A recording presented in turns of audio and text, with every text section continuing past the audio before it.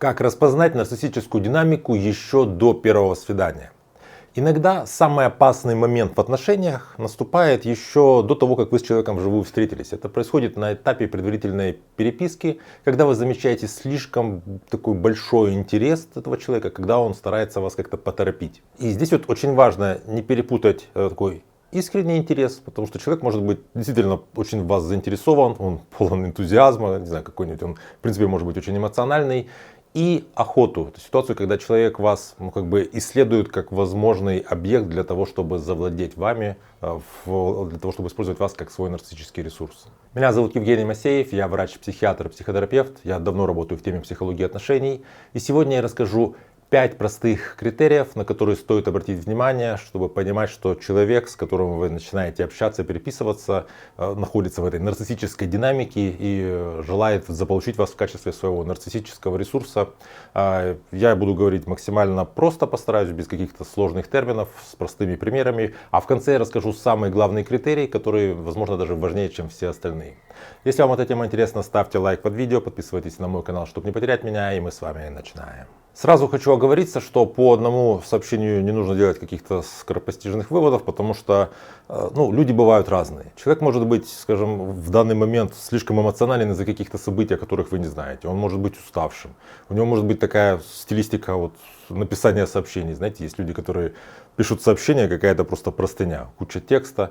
Есть люди, которые сообщения пишут, отправляют по каждому предложению. То есть он вам хочет что-то сказать и пишет 20 сообщений, которые каждый состоит из предложения. Это могут быть индивидуальные особенности, и нужно обращать внимание не столько на оболочку, как человек вам что-то пишет или как он оформляет свои сообщения, сколько на то, что происходит с вами, что эти сообщения, это общение в самом начале делает с вашим временем, с вашим вниманием, с вашими границами. То есть как это на вас влияет.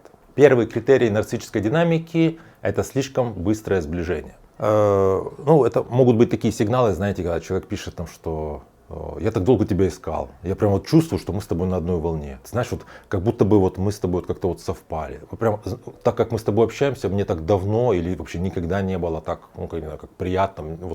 Я чувствую какую-то между нами, что-то искренность какая-то между нами такая образовалась. И все это очень быстро. Опять же, вам нужно обращать внимание на свои субъективные ощущения. Если вы чувствуете, что все это как-то развивается, но в этом есть какое-то, какая-то незримая сила, которая ее ускоряет, как будто бы другой человек пушит, проталкивает эту скорость сближения, то на это стоит обратить внимание. Потому что обычно, когда есть интерес у людей, люди, например, встречаются, начинают только как-то сближаться. У нас с одной стороны есть интерес, который нас влечет к другому человеку. С другой стороны есть некоторая тревога или волнение, или любовное томление, по-разному это называют. Что-то, что нас заставляет как-то так осторожно притормаживать. Потому что, и хочется, и колется. Это баланс, в ходе которого мы как-то сближаемся, при этом имеем какое-то опасение. У человека с нарциссической динамикой, понятно, никакого любовного томления нет, потому что он больше действует исходя из внутренней такой первичной экзистенциальной тревоги, связанной с его нарциссической травмой. Смотрите мои видео на эту тему. Ему важно другого человека как можно быстрее заполучить себе в друзья, чтобы рядом с ним уже можно было разворачивать свою обычную линию поведения, чтобы как-то можно было в этом общении получать нарциссический ресурс другого человека. А для этого нарциссу нужно другого человека привязать к себе максимально быстро, поэтому он и торопится. Такой пример. Вы только начали переписку, а он с вами общается так, как будто бы вы знакомы больше, чем вы знакомы на самом деле. Как будто бы между вами уже что-то есть. То есть вы чувствуете, что вас куда-то втягивают. Это, знаете, как такое фамильярничание. Вы чувствуете, что человек другой сокращает дистанцию, сближается гораздо быстрее, чем не то, что вы готовы, а гораздо быстрее, чем это положено в обществе, исходя из каких-то общих правил. Второй критерий нарциссической динамики – это если другой человек еще и задает ритм вообще вашего общения.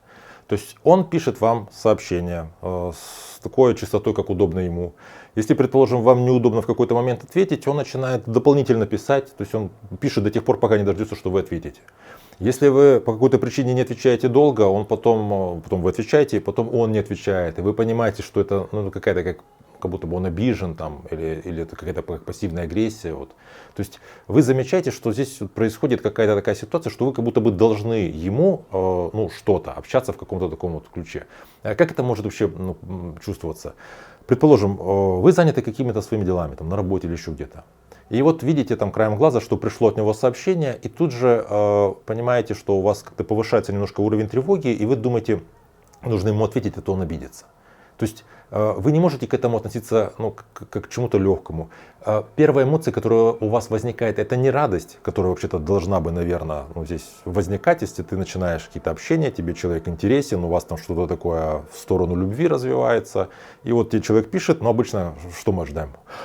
Он написал. Но нет, у вас здесь возникает тревога, надо ему срочно ответить, а как же сейчас я отвечу, я сейчас там, скажем, за рулем, или у меня сейчас там встреча по работе. Вот и как это все вот, знаете, вот собрать. То есть вот нарциссическая динамика, она делает вас заложником тайминга. В обычных же отношениях вы напротив, знаете, как говорят, влюбленные часов не замечают, потому что действительно, когда мы находимся вот в такой радости, во влюбленности, в вовлеченности, увлечении другим человеком, то мы время не контролируем. Здесь наоборот, вот вы чувствуете, что вы как будто бы должны ему давать ему столько общения, сколько ему нужно. Вот, собственно, уже нарцисс начинает вас готовить к тому, чтобы получать от вас нарциссический ресурс, когда ему нужно. Третий сигнал, который может говорить о нарциссической динамике, это если человек вам рассказывает, что все его бывшие были ненормальные, какие-то там сумасшедшие. То есть он сходу начинает говорить о том, что бывшие не ок. Особенно, если вы еще его об этом не особо спрашиваете.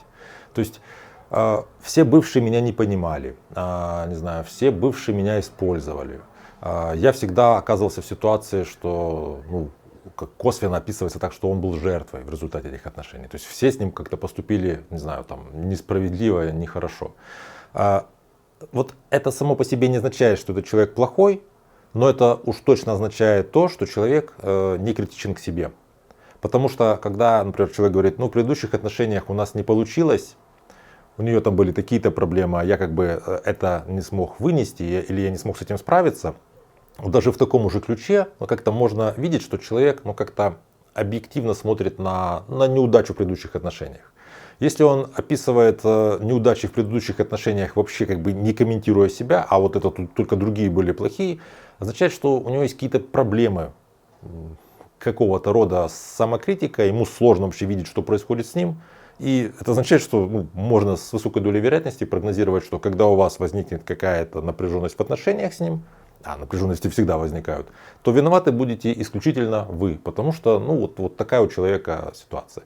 Что опять же очень хорошо вкладывается в картину развития вот этой нарциссической динамики отношений, потому что люди с нарциссическими чертами личности, как правило, им очень тяжело принять на себя ответственность за свои ошибки, как-то вот принять на себя вину, потому что он тогда некрасиво выглядит. Основная такая защитная стратегия у них — это они неосознанно замечают только ту часть ошибки, которая лежит в другом человеке. То есть другие виноваты, а я как будто бы, я тут при чем? Что я мог в такой ситуации сделать? То есть это также сигнал, который говорит о нарциссической динамике. Четвертый сигнал, который может говорить о нарциссической динамике, это ситуация, когда человек в самом начале начинает двигать ваши границы. И это не обязательно какие-то, знаете, грубости. Это могут быть какие-то такие мягкие вещи. Предположим, человек опоздал на встречу и не извинился. Или, скажем, в последний момент отменил договоренность или как-то передоговорился с вами и тоже не особо извинился. Или, предположим, он как-то пошутил на грани. Или пишет вам какие-то такие неприятные вещи и смотрит, как вы будете реагировать. Опять же, обращать внимание нужно на динамику отношений, а не на какие-то вот такие одиночные сигналы. Потому что человек может быть просто непунктуальный. Или, скажем, он какой-то, в принципе, такой, у него юмор такой брутальный, грубоватый. Вот. Если вы человеку говорите о том, что вам неприятно, что он там опоздал и не извинился, или вам не подходят вот такие шутки, или вот как-то вот вы стараетесь эту границу подвинуть, просто объяснить, что вот со мной вот так нельзя, нужно вот так вот. И он, предположим, это обесценивает как-то, переводит в шутку, или там говорит что-нибудь там типа, подумаешь, опоздал, там и поезда опаздывают, или что это ты просто юмора не понимаешь. То есть он не слышит вас, он не отодвигается, не старается встретиться с вами на удобных для вас границах, а я как вот веду себя, так и веду себя, то вот это уже сигнал, что человеку не важна ценность этих отношений. Ему важно вести себя так, как он хочет себя вести, а то, что вам нравится, не нравится, ну либо вы терпите, и тогда вы проходите его отбор в кандидаты на источник нарциссического ресурса, либо если вы не терпите, то в принципе он ничего изменить он все равно в этом плане не собирается. Пятый сигнал, который говорит о нарциссической динамике, это если после переписки или общения вам не спокойно, а тревожно. То есть вы, либо если вы умеете рефлексировать, понимаете, что у вас повышается уровень тревоги, как правило, как вот человек пообщался, уровень тревоги немножко повысился, но проявляется это как? Ты начинаешь думать, все ли я правильно сказала, а что он имел в виду? А может быть, вот то, что он имел в виду, там на самом деле это как бы иносказательное что-то. Когда мы в следующий раз будем общаться? Может быть, нужно будет мне что-то исправить? Может, я что-то сказал неправильно, мне нужно будет как-то в следующий... Короче, вы начинаете то, что в народе называется накручивать. Вы начинаете размышлять в таком тревожном ключе по поводу этой переписки. И тут ключевой момент, это даже не то, что вы тревожно об этом размышляете, это еще полбеды, хотя зачем вам тоже это, так сказать, зачем вам эти проблемы? Важно то, что после переписки вы не испытываете радости. То есть вообще для чего нужны отношения? Вот ты с человеком общаешься, попереписывался, и тебе как-то приятно должно. Предполагается какая-то радость, какое-то облегчение, спокойствие. Возможно, после общения с интересным человеком, который тебе приятен, у тебя снижается уровень тревоги, который у тебя до того был. То есть, скажем, вот в течение дня были какие-то проблемы, пообщался с приятным человеком, тебе как-то легче стало. А здесь наоборот. У вас день был, в принципе, нормальный, все хорошо, ни к чему придраться, пообщались, и начинаются эти внутренняя драма, что ж будет, что делать, что он имел в виду, а что мне сказать и так далее. То есть, если вот вы понимаете, что вы еще с человеком не встретились, а уже устаете, если вы только одна мысль того, что вы с этим человеком как-то начинаете общаться, она уже вам жизнь что ли усложняет, то вот это уже сигнал, собственно, нарциссической динамики. Вы ввязываетесь, чуть не сказал вляпываетесь, в какую-то такую сложную историю, где нужно больше вкладывать, чем вы будете получать в результате. Вот уже сейчас эту тенденцию можно видеть. А теперь самый главный признак, о котором я обещал рассказать в начале видео. Самый важный вопрос здесь такой. После общения с этим человеком вам становится спокойнее и радостнее, или вы чувствуете, что как-то теряете себя? Вот это и есть развилка. Потому что если рядом с другим человеком или в этом общении вам не нужно постоянно торопиться, не нужно постоянно угадывать, что человек хочет, не нужно постоянно как-то оправдываться, то это один сценарий. А если уже на первых шагах вы понимаете, что вы начинаете подстраиваться, тревожиться, вам как будто бы нужно этот контакт удерживать силой, вы как-то сомневаетесь в себе, то это, соответственно, другой сценарий. И, соответственно, вывод здесь такой, что внимание обращать нужно не на какую-то внешнюю харизму, не на красивые слова, не на интенсивность сообщений, а на то, что эти отношения делают с вашим внутренним миром. А для этого очень важно быть внимательным к себе, уметь как-то рефлексировать, замечать свое эмоциональное состояние, замечать изменения в этом эмоциональном состоянии, чтобы вы могли понимать, как меняется ваше качество вашей жизни в самом начале этих отношений. Естественно, что в самом начале этих отношений оно будет меняться незначительно. Чем у вас больше чувствительности, тем вы раньше сможете заметить какие-то так сказать, тревожные звоночки. Они будут тихие, но если вы чутки к себе, то вы их можете заметить в самом начале. Поэтому, если вы в самом начале отношений видите несколько таких сигналов, причем не одиночные, а системные, повторяющиеся, не спешите бросаться с головой в историю, которая с самого начала выглядит напряженной. Иногда самая большая экономия сил – это не бросаться сходу туда, где в самом начале очень много шума и очень мало спокойствия. Если вы узнаете себя и понимаете, что вам сложно разобраться, это искренний интерес или какая-то тревожная динамика, пожалуйста, обращайтесь ко мне на консультацию. У меня под каждым видео есть ссылка для записи. Я работаю с людьми из разных стран. В самом начале отношений всегда очень много новизны.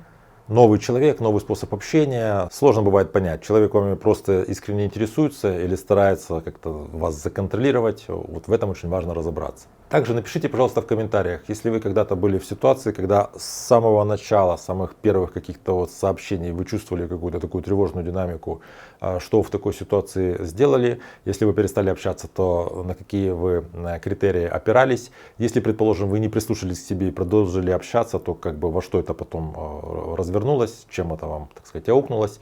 Я вам буду благодарен. У меня под многими видео в комментариях подписчики делятся друг с другом своими историями практическими. Таким образом, комментарии являются таким органическим дополнением видео по данной теме. Если вам это видео понравилось, тема была интересна, ставьте лайк, подпишитесь на мой канал, чтобы не потерять меня. Берегите себя и своих близких, и до встречи в следующих выпусках.